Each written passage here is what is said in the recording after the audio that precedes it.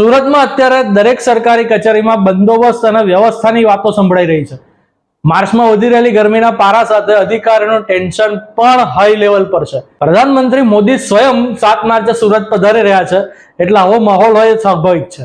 એવામાં જો તમે ડ્રોનની માલિકી ધરાવતા હોવ અથવા તો કમર્શિયલ ફોટોગ્રાફી કે વિડીયોગ્રાફી માટે ડ્રોનનો ઉપયોગ કરતા હોવ તો આ સમાચાર તમારા માટે છે. વડાપ્રધાન મોદી અને મહાનુભાવોની સુરક્ષા તેમજ કાયદો વ્યવસ્થાને ક્ષતિ ન પહોંચે તે હેતુથી પોલીસ કમિશનર અનુપમસિંહ ગહેલોતે જાહેરનામું બહાર પાડ્યું છે.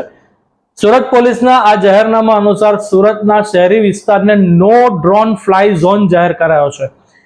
આ વિસ્તારમાં રિમોટ કંટ્રોલથી ચલાવવામાં આવતા drone, quadcopter, power aircraft, hand glider, paraglider, paramotor તેમજ હોટ એર બલૂન તથા પેરા જમ્પિંગ ચલાવવા કે કરવા પર સંપૂર્ણ પ્રતિબંધ મૂકવામાં આવ્યો છે.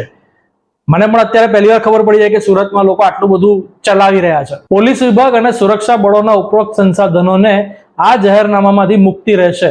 એનો અર્થ એમ કે પોલીસ જો ઈચ્છે તો પોતાના ડ્રોન ઉડાડી શકશે. આ જાહેરનામું 7 માર્ચ 2025 બપોરે 12 વાગ્યાથી કાર્યક્રમ પૂર્ણ ન થાય ત્યાં સુધી અમલમાં રહેશે અને જાહેરનામાનો ભંગ કરનાર વ્યક્તિ શિક્ષાને પાત્ર થશે. સો ટેક કેર.